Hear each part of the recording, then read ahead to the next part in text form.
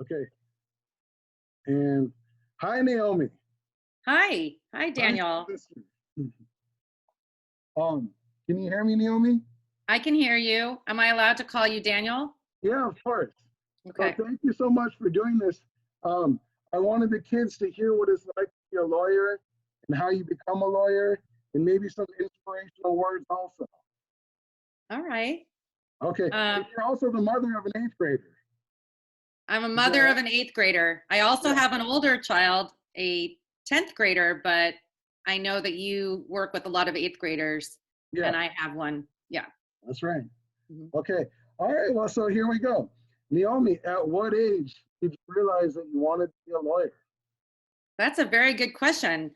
I didn't come up with the idea until after I went to college. So it was not a career that I grew up wanting to do. It just ended up that my skills that I'd worked on kind of uh, led me to it, as it would be a good career for me. But I didn't know a lot of people that were happy as lawyers when I was growing up.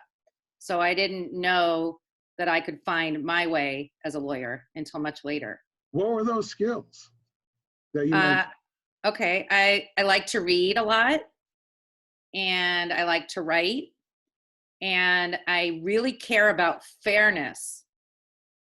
And my personality as a child growing up is I always wanted the teachers to be fair, and I didn't like when children, my friends, were mistreated other friends, other kids. So, and you were like this too, Daniel, when you were a kid, is that you stood up for kids that were bullied, or were not allowed to play in games. That was my personality, is wanting to help people that needed a voice. And Naomi, can you tell them what kind of lawyer you are? Because you're not a Uh, typical lawyer. no, it's not. I'm not. I work for Los Angeles County, and I work in a place called Children's Court, where they deal with children who are abused and neglected. And so I work with a lot of the social workers. I used to, for 9 years, I represented those types of children, and then I switched sides. But I still, it's the kind of law where we're not fighting over who who's responsible in an accident, or um, whether a company owes another company a lot of money. It's very personal about families and children. Wow. Okay. Well, so Naomi, what would you say is the most rewarding thing about being a juvenile? Uh, can I say a juvenile defense attorney, or should I say a children's court attorney? It's I work in the dependency system, so kids that are the court, the judges are looking after. What's rewarding is making sure children are safe, and we also work on reunifying the children when the parents take classes and learn how to use discipline methods, and when we can help the families reunify. That's very rewarding. Okay. Hmm. Um, and what were the biggest challenges? I'm sorry, the biggest challenges to becoming a lawyer? First of all, getting into law school was challenging. Taking the exam that questions whether you can understand logic, and I'm a good Naomi, can reader. I interrupt? Law school Hmm. comes after your 4 years of getting a bachelor's degree. Is that correct?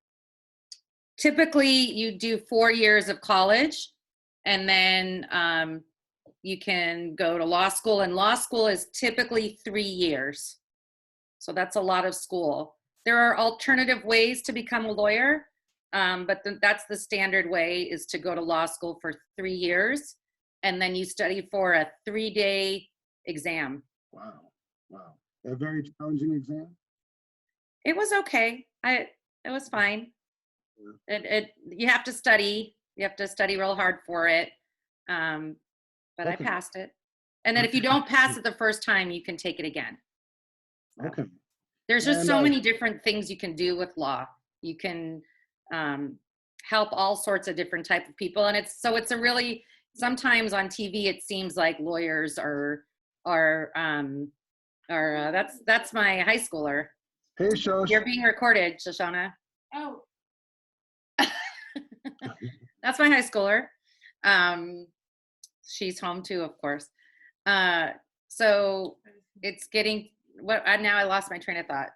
Yeah, we're talking about telling the Daniel that challenges of I becoming a thought you lawyer. were telling Daniel that I was your high schooler, and I was like, you already knows that. Okay, this is for his students. Oh, sorry.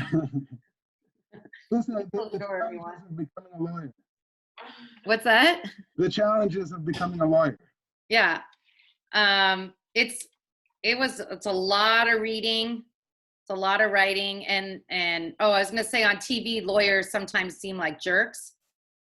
There are people who are kind of mean as a lawyer, but I work with a lot of people who collaborate and work together. And so it's just, there's so many different things you can do with law that, you could represent people who are accused of a crime, or you can prosecute those people, or you can represent someone that got hurt in an injury and they need to recover their costs for medical. There's all sorts of things, but the whole idea is that you're using the law to help somebody. That's great. And do you think anything that you learned in middle school helped you to become a lawyer? Just maybe advocating for myself, standing up for myself, using my voice. I did choir and I was in school plays. And so anytime that a teacher asks a student to get up in front of the class and present something, or to do any type of speech, is good practice for being a lawyer, because it gives you a chance to learn how to articulate, how to use your words to get your thoughts across. So Okay. that's one of the main challenges of being a lawyer, is to thinking on your feet when a judge asks you. I'm thinking you have to be strong and confident. Have you always been strong and confident, Naomi, or does that build over time? It builds over time. And as a new lawyer, I've been a lawyer now for a long time, several decades. When I started off, I was very nervous, but it builds up over time. You get more confident, and when you care about something, it's easier to talk about it. And what would you say, Naomi, to 448 graders? To 400 what? To 448 graders, any advice, any suggestions? Just do what you like in middle school, join all the different clubs, do all the activities that you're interested in, because you never know how those things that you're interested in now may lead to something you do in your life later. You can't really predict. We don't know what the world's going to be like in 10, 20 years. So do the things that inspire you now and that you like to do and make you happy. But pay attention to school, because even though you don't know what you might want to be when you grow up, what job, your education is valuable to open doors for whatever you decide to do. That's perfect. Thank you so much, Naomi. I hope all your students are doing well. I hope so too. So Naomi, thank you. I love you, and I'm very proud of you for everything that you do. And I'm going to stop recording. Okay. Thank you.